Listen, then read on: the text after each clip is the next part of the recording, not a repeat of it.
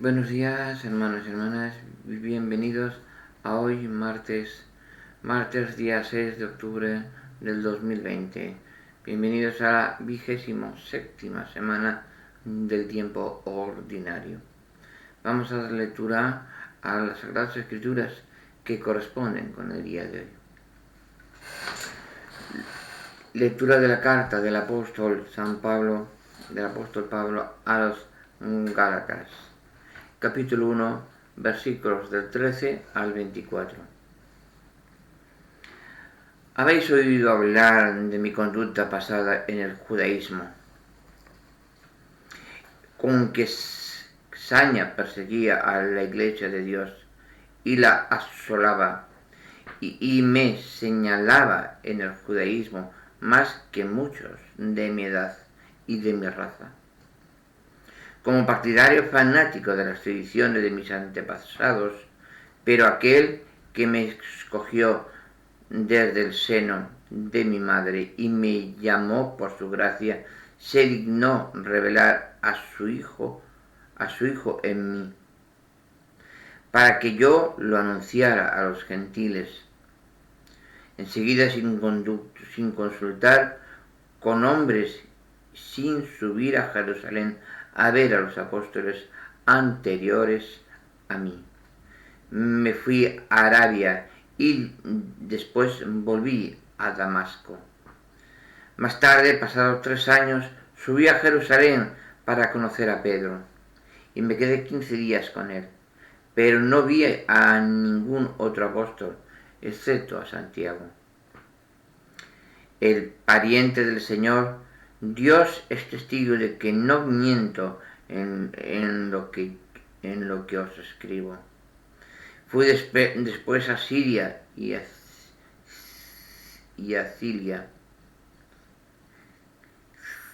Cilicia. Las iglesias cristianas de Judea no me conocían personalmente. Solo habían oído decir que el antiguo perseguidor predicaba ahora la fe que antes intentaba destruir, y alababa a Dios por causa mía. Y alababan a Dios por causa mía. Palabra de Dios, te alabamos, Señor. Salmo responsorial, Salmo de hoy, Salmo 138, dice lo que sigue. Guíame, Señor, por el camino eterno. Guíame, Señor, por el camino eterno. Señor, tú me sondeas y me conoces. Me conoces cuando me siento o me levanto. De lejos penetras mis pensamientos, distingues mi camino y mi descanso. Todas mis sendas te son familiares. Guíame, Señor, por el camino eterno. Tú has creado mis entrañas, me has tejido en el seno materno. Te doy gracias porque me has escogido portentosamente, porque son admirables tus obras. Guíame, Señor, por el camino eterno.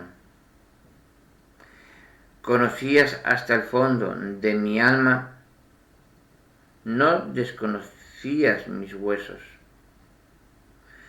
Cuando en lo oculto me iba formando y entretejiendo en lo profundo de la tierra. Guíame, Señor, por el camino eterno. Lectura del Santo Evangelio según San Lucas. Gloria a ti, Señor. Lectura del Santo Evangelio según San Lucas, capítulo 10, versículos del 38 al 42. En aquel tiempo entró Jesús en una aldea y una mujer llamada Marta lo recibió en su casa. Esta tenía una hermana llamada María, que sentada a los pies del Señor escuchaba su palabra, y Marta se multiplicaba para dar abasto con el servicio, hasta que se paró y dijo: Señor, ¿no te importa que mi hermana me haya dejado sola con el servicio? Dile que me eche una mano. Pero el Señor le contestó: Marta, Marta, anda inquieta y nerviosa con tantas cosas, solo una es necesaria. María ha escogido la parte mejor y no se la quitarán. Palabra del Señor. Gloria y honor a ti, Señor Jesús. Vamos a dar lectura a una breve reflexión que tenemos aquí con nuestros hermanos del grupo de Cristo, del grupo de oración de Cristo, que nos dicen una breve explicación de lo que ellos entienden sobre las Sagradas Escrituras de hoy. Queridos amigos, Pablo explica los acontecimientos que precedieron a su conversión para decir a la comunidad que si abandonó la tradición recibida, por la que tanto ahínco luchó, fue porque Dios le llamó personalmente. Se manifiesta a sí mismo como un fariseo ferviente, llegando incluso a convertirse en perseguidor de los cristianos. Bien, pues, este hombre fue el mismo que desde el encuentro con Cristo en el camino de Damasco se transformó en lo que es ahora un ferviente seguidor de Jesucristo, subrayando que el evangelio que predica no lo ha recibido de los apóstoles. Manifiesta que solo acude una vez a Jerusalén para ver a Pedro y que después no vio a ningún otro apóstol, sino apóstol más que a Santiago, sino que lo ha recibido directamente de Dios, de Jesús, como los mismos apóstoles. La autenticidad de su apostolado radica en su obediencia directa y radical a esa llamada de Cristo a ser su apóstol. El Evangelio narra el encuentro de Jesús con Marta y María. Podemos preguntarnos si es ilícita la actitud de María sentada a los pies de Jesús y conversando tranquilamente con él, mientras Marta se afana en los quehaceres de la casa.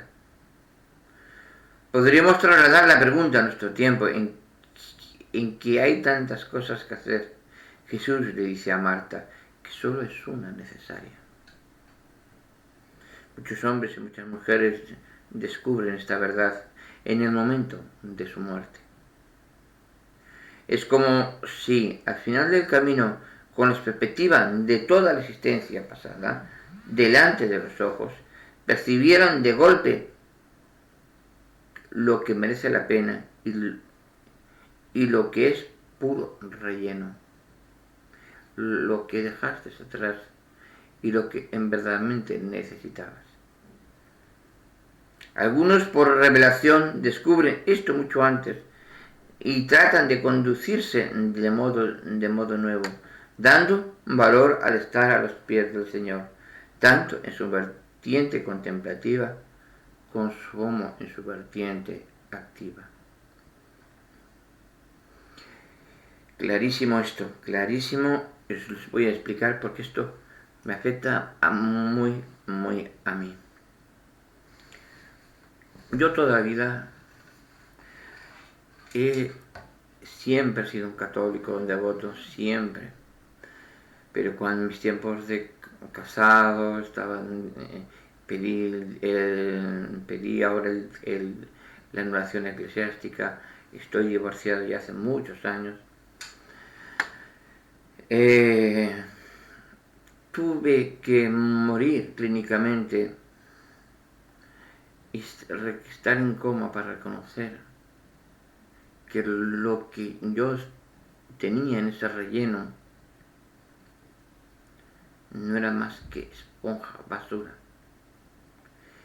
que en verdad tenía que ponerme a los pies de nuestro Señor, que esa misión de evangelizar, esa misión de enseñar tenía que ser correcta, y efectivamente así es.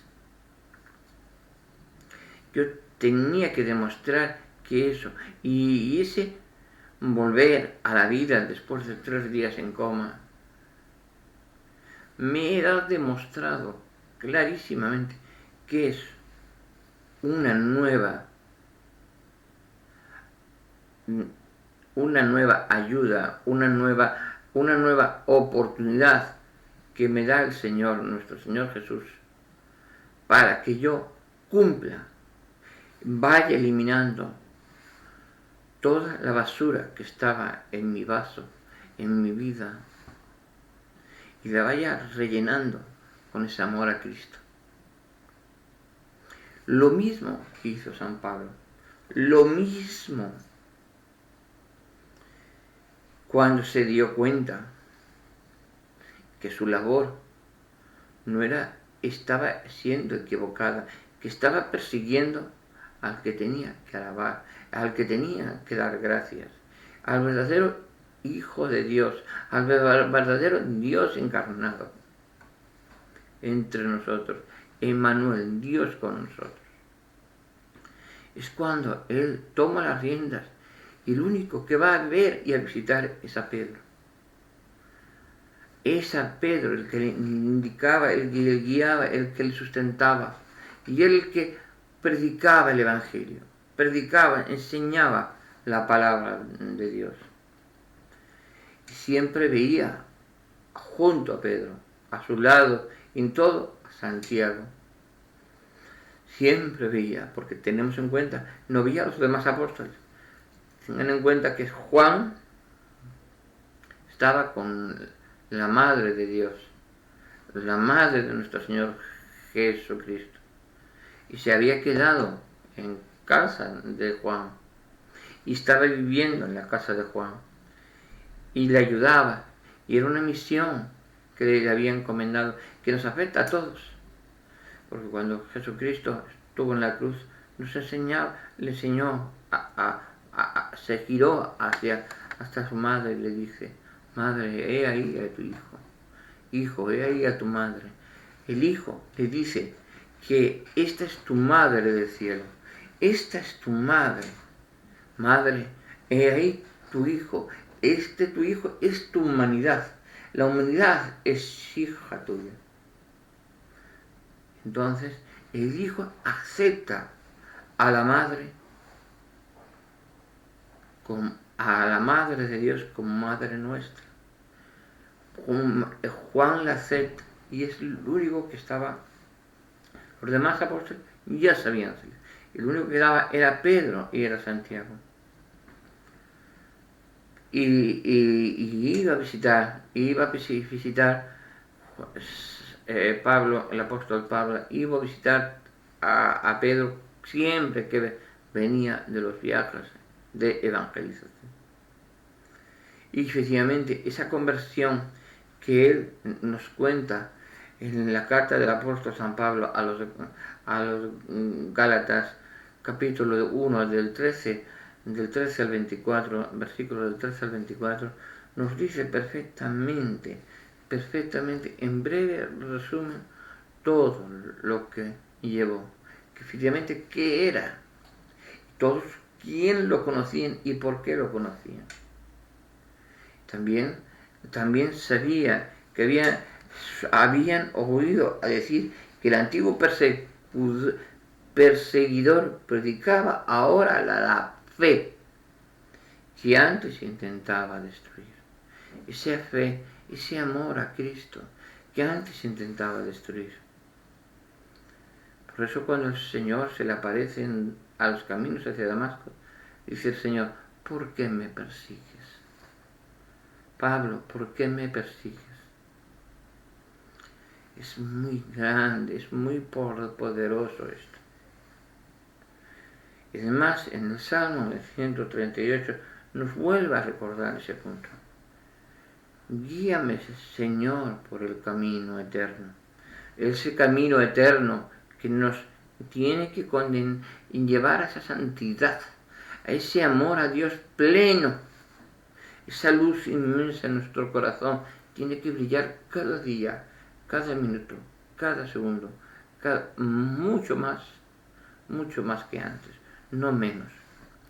Ahora cuando se ve perfectamente lo que ocurre en las iglesias, el que la gente se aparta de ese camino, cuando debemos tomar ejemplo de San Pablo. Dice: nunca hay que cambiar. El Señor te pone delante los problemas están ahí, y después dices, no, es que el Señor no quiere, Dios no quiere nada de mí, yo no creo en Él. No, pues los problemas los buscas tú al apartarte del camino de Dios. Te apartas del camino de Dios, y entonces ¿cuándo aparecen los problemas? Porque vienen los caminos llenos de piedra. Entonces no miras para las piedras, y es cuando tropiezas y te caes. Esas caídas en la vida que van surgiendo. Pero si entras por el camino de Dios, encontrarás el camino sin piedras. Alguna piedra encontrarás, pocas. Son pruebas que se pone Dios para, igual cuando se le pregunta a Pedro, Pedro, ¿me amas? Son pruebas para preguntarte si tú amas a Dios. Lo mismo que los demás profetas antiguos de las lecciones pasadas, que efectivamente buscaban en todo momento a Dios. Estaban perfectos. En la lectura del Evangelio nos vuelve a decir, nos clarea. Jesús entra en una aldea, y una llamada Marta lo recibe en su casa. Y ella tenía una hermana llamada María, que se sentaba a los pies del Señor, escuchaba su palabra. Es lo que dije antes. Esa hermana María decidió qué era lo más importante en su vida. Escuchar la palabra, ir a misa, escuchar al Señor, a ayudar a los demás. Pero si tú te haces las labores de hogar, te centras en las labores materiales, en la gestión material, y no pasas al bien espiritual, que es de tu alma, ¿qué es lo más importante? No se comprende, o no se quiere comprender. Mucho cambiaría la gente si comprendiera ya solamente el 1% de las Sagradas Escrituras. Muchísimo cambiaría esta humanidad. Porque las Sagradas Escrituras no dejan de ser una guía, un gran libro guía, de que lo que a través de Jesús nos muestra cómo debe ser todo hijo de Dios. Y todos debíamos tomar las riendas de nuestra propia vida y decidir lo que queremos en esta vida. Y no echarle las culpas a Dios porque te salgan las cosas mal en esta vida, porque la decisión es tuya, la decisión es tomada de ti, no de Dios. Dios no te dice, haz esto, y después que cometas un error. No. Eres tú el que cometes el error. Dios no te dice nada de eso. Oh, he tenido un accidente. Bueno, has tenido un accidente. Dios no te dice que tengas el accidente. El accidente lo cometes tú por una distracción, por un coche que haya venido a ti, que haya tenido también otra distracción. Es un problema efectuado por el hombre. Hay que diferenciar las cosas de Dios o las cosas del hombre. Si sabes diferenciar las cosas de Dios y las cosas del hombre, te apartarás de las cosas del hombre y tirarás a las cosas de Dios, siempre. Porque si yo hago, por ejemplo, las evangelizaciones, abro vídeos, hago en YouTube, doy la palabra de Dios por todas las redes. O sea, ¿qué va a haber un hombre está hablando de Dios? Sí, estoy hablando de Dios, pero a mí no me importa lo que diga el hombre. A mí me importa cumplir la misión por gracia que me ha dado el Señor, porque me dio una segunda oportunidad después de estar prácticamente muerto en un estado de coma vegetativo prácticamente 3 días. Hay que cumplir. El Señor te indica que, ojo, que estoy aquí y te estás saliendo del camino. Y si tú aún sigues saliéndote del camino, estamos en estado de libre albedrío. Te sales del camino, muy bien, atenta a la responsabilidad, pero la responsabilidad es tuya, porque te has salido del camino, no se la achaques a Dios. Eso es lo que nos enseña las Sagradas Escrituras del día de hoy. Vamos a dar lectura, hermanos, al capítulo que corresponde hoy, el capítulo 21 del libro de los jueces. Los israelitas habían hecho este juramento en Mizpa: ninguno de nosotros dará su hija a ninguno de Benjamín por mujer. El pueblo fue a Betel y estuvo allí hasta la tarde ante Dios, levantando su voz y haciendo un gran llanto, y decía: ¿por qué, oh Señor, Dios de Israel, ha pasado esto, que Israel haya sido privado de una de sus tribus? Al día siguiente, el pueblo se levantó de madrugada y erigió allí un altar y ofreció holocaustos y sacrificios de reconciliación. Se preguntaron: ¿quién de entre todas las tribus de Israel no acudió a la asamblea del Señor? Porque habían jurado solemnemente que quien no subiese a Mizpa ante el Señor sería castigado con la muerte. Los israelitas se compadecieron de su hermano Benjamín y se decían: hoy ha sido cortada de Israel una tribu. ¿Qué haremos para dar mujeres a los que quedan? Porque hemos jurado ante el Señor no darles nuestras hijas por mujeres. Entonces se preguntaron: ¿hay alguno de entre las tribus de Israel que no haya subido a Mizpa ante el Señor? Y resultó que ninguno de Yabes de Galad había venido al campamento, a la asamblea. El pueblo había sido contado y en efecto no había ninguno de Yabes de Galad. Entonces la asamblea envió 12,000 hombres de los más valientes con esta orden: ir y pasar a espada a todos los habitantes de Yabes de Galad, a las mujeres y a los niños, matar a todos los varones y todas las mujeres que no sean vírgenes, pero dejar con vida a las vírgenes. Así lo hicieron.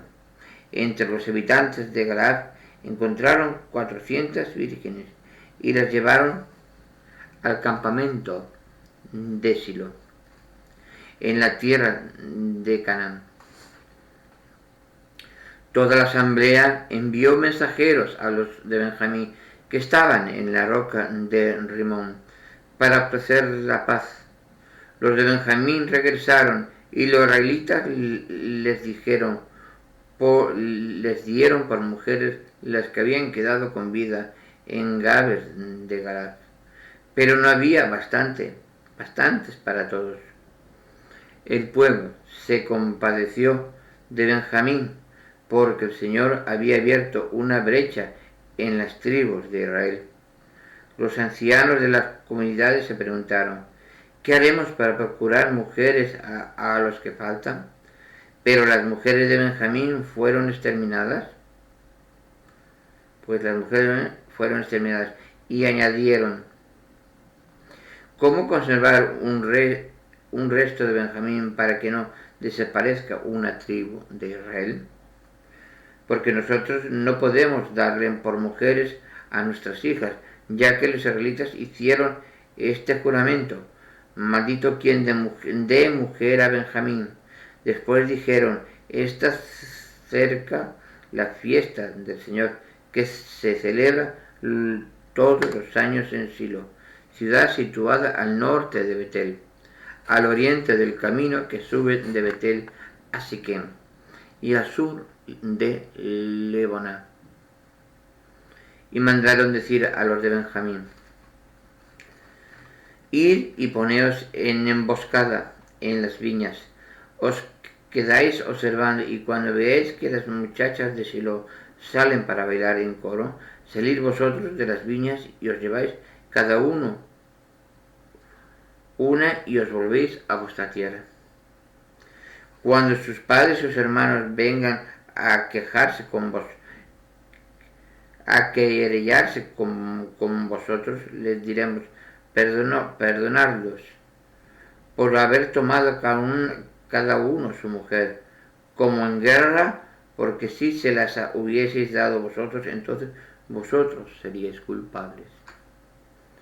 Los de Benjamín lo hicieron así, y tomaron de entre las que bailaban una cada uno. Después volvieron cada uno a su heredad.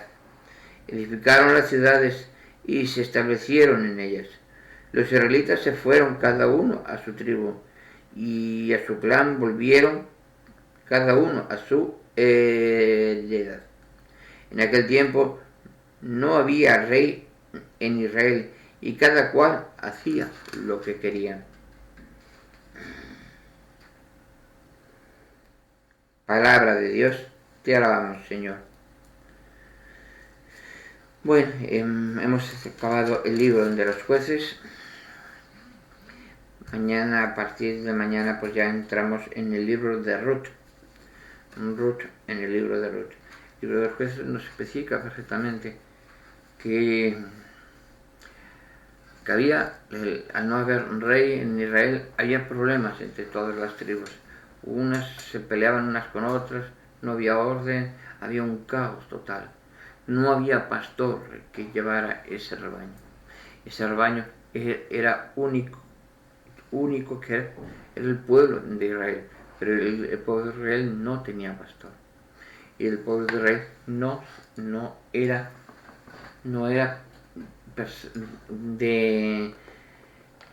había guerras continuas,